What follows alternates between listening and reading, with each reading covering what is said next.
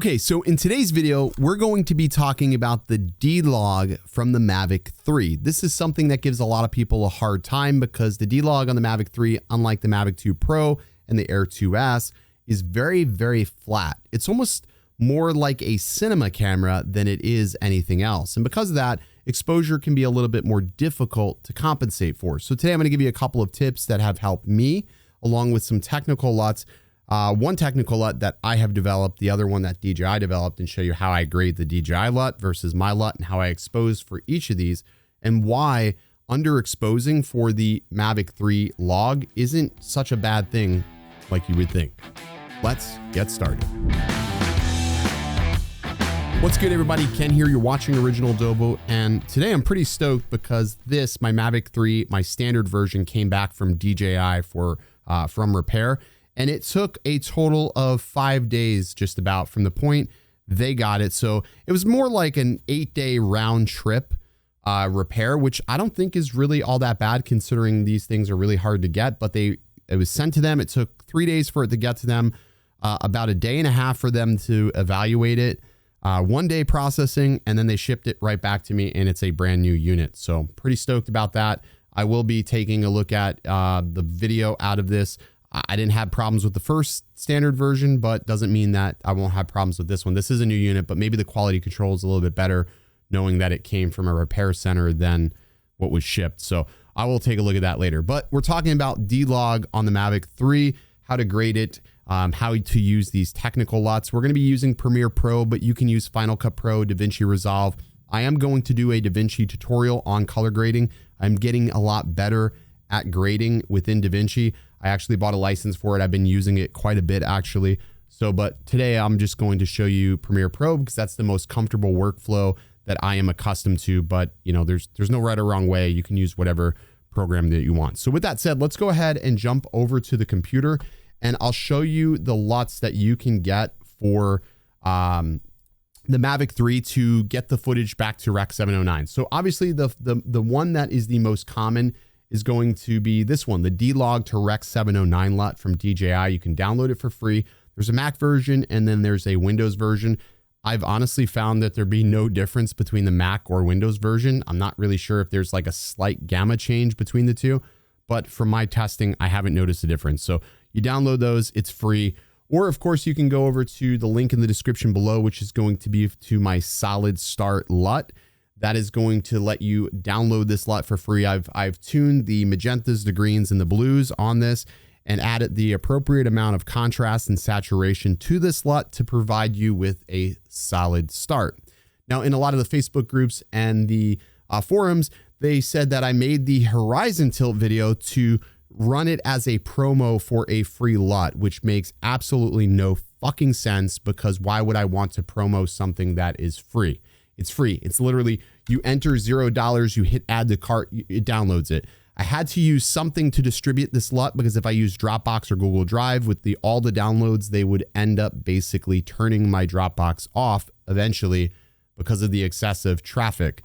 So that is why I did it this way. So fuck all of you guys who can't do anything better than just sit there on your keyboards in your mom's basement, you know, vaping, bitches. So let's go ahead and jump over to Premiere Pro. We'll talk about how you use each of these LUTs and what I found out about exposing for the D-Log on the Mavic 3. Okay, so in Premiere Pro, I have a couple of clips here. These were all shot at 5K, 23.97 frames per second. That was I don't usually shoot at 24 frames, but for this project I did. I shot all these clips at various lighting conditions. So we have a morning shot, we have a afternoon shot, we have like sort of a later evening shot. And then of course we have a overexposed sunset shot. So I have 4 clips here. And the first thing I'm going to do to start this off is grab an adjustment layer, grab that adjustment layer, and I'm going to drag it across these clips. Now I duplicated these clips over here so we can talk about the differences between these LUTs. And the first thing I do is I'll typically grab the LUT that I downloaded. So I'll go up to my downloads folder where I put that, and I'll grab the D-Log, DJI to D-Log LUT. So that's the D-Log LUT from DJI, and it doesn't look half bad.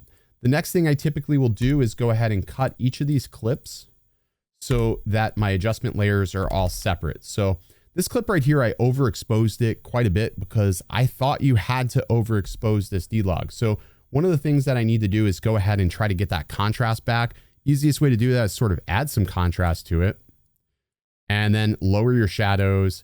And you don't want to lower your highlights necessarily, but then the next thing I'll typically do is go into my curves and start pulling my curves, add a little data there. And then if that doesn't work to get it back once it's overexposed, what I then do will go into my color wheels and I'll start playing with these. Like this is my midtones, and you'll see I start to get some data back here and just start working this down till I start getting information back. And maybe you have to pull the highlights back a little bit.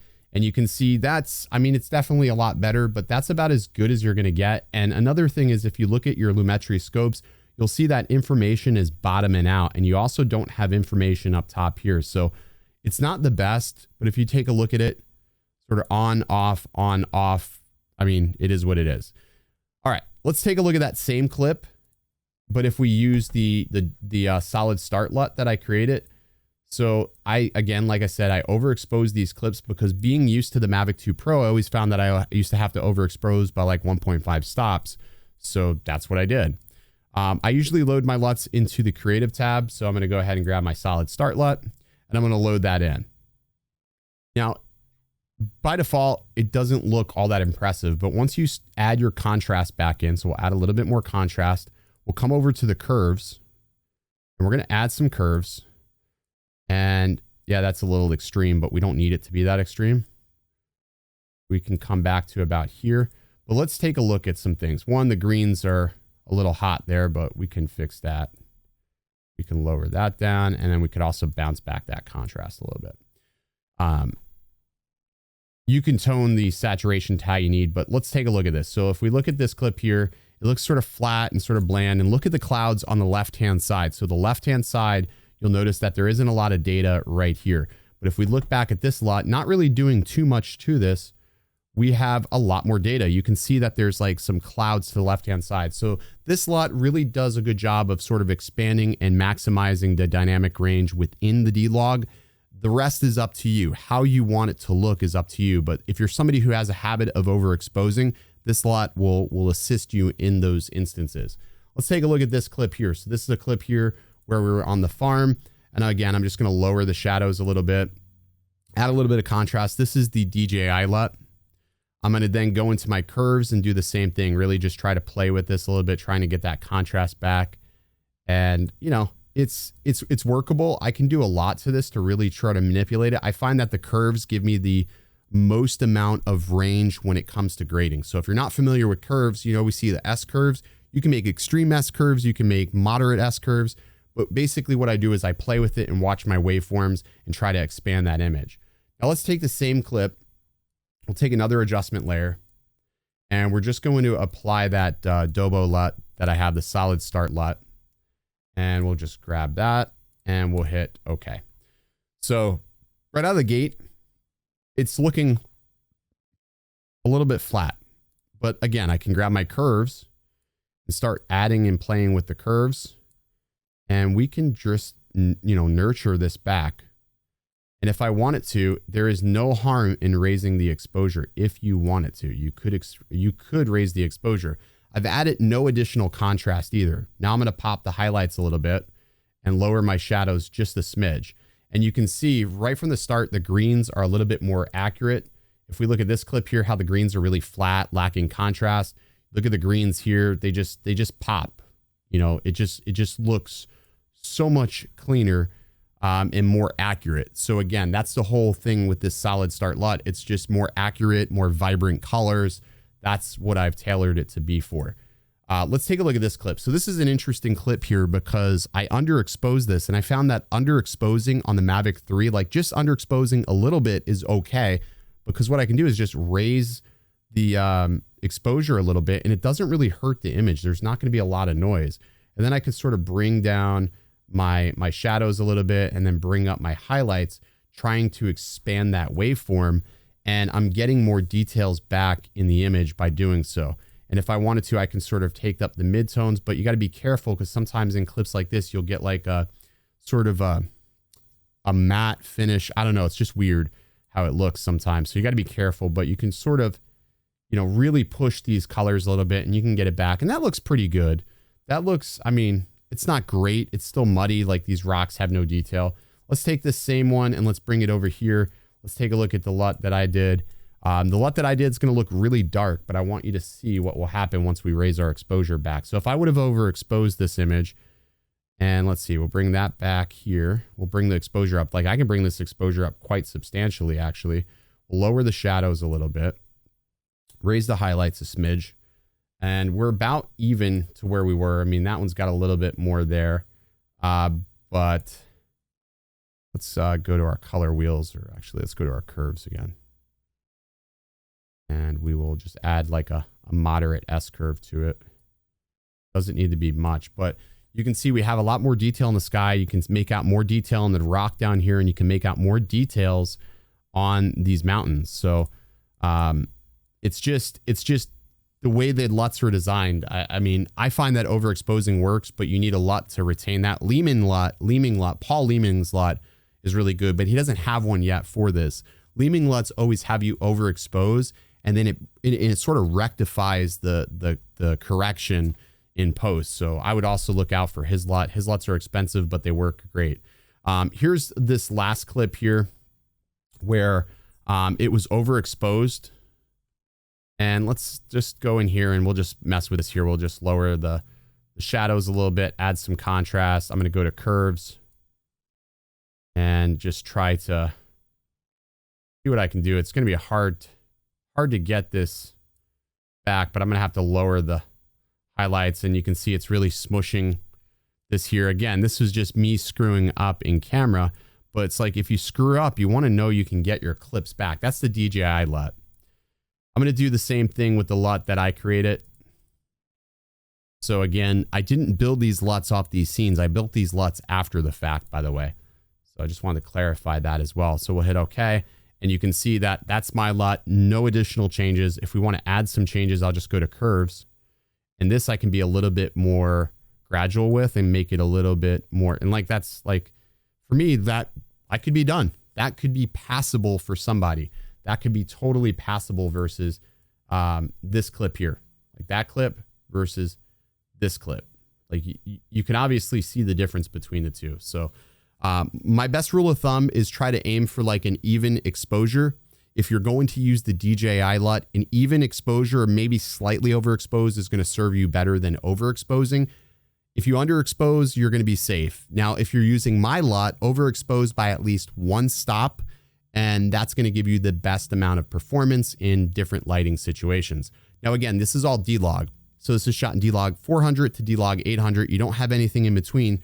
So you have to be really careful. The biggest reason why DJI did this was to prevent noise, was to try to keep that noise floor to an absolute minimum. And that's why it's locked at 400 to 800.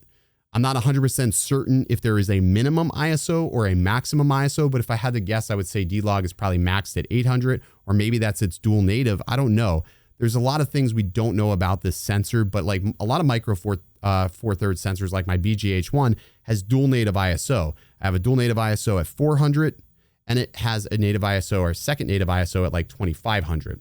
Same thing with a lot of my other cameras where it goes from like dual native at 640, and then there's a second ISO at 4000. So some cameras are like that. And because you have these two channels, they try to limit you to what you can select so you have the best noise performance. And if I had to guess, that's what DJI is doing here with the Mavic 3. But hopefully this helps you try to get a little bit better, much more accurate, vibrant colors from your D-Log. If it did, be sure to drop a comment down below. And now let's go ahead and just dispel a myth, because there's so many people I see in the forums, they get so mad that I wear my hat backwards. So I don't know why I have to justify this, but I figured I would do it anyhow, just because there's so many pricks out there. Most people assume that I am balding, and that's why I wear a hat. I am blessed with a full head of hair. However, I don't like to do my hair in the morning, so I wear a hat. But as you see, when you wear a hat and you film videos and you have key lights facing you, you get shadows under your brim or raccoon eyes. And I'm also a photographer, so I wear my hat backwards so I can see within my rangefinders. rangefinder, or so I don't get shadows under my eyes or on my face. So that's the reason why I wear my hat backwards. And then lastly, people associate the fact that the hat is on backwards with me being a douchebag. And yes, that is true. I am a douchebag, but I wear that douchebag nature so you don't ask me for anything for free. Okay? So there's that. Now go f yourself. Stay original. I heard they checking for me, no one checking on me, so I had to go run up a check. I got the message on me, ain't no flexing on me, my attorney gon' call and collect. Blessings on blessings for me, my successes only made them envious, they got upset. I had to put all their egos in check. I want the money, the power, respect, and I heard you know so-and-so, you not a threat, 'cause I really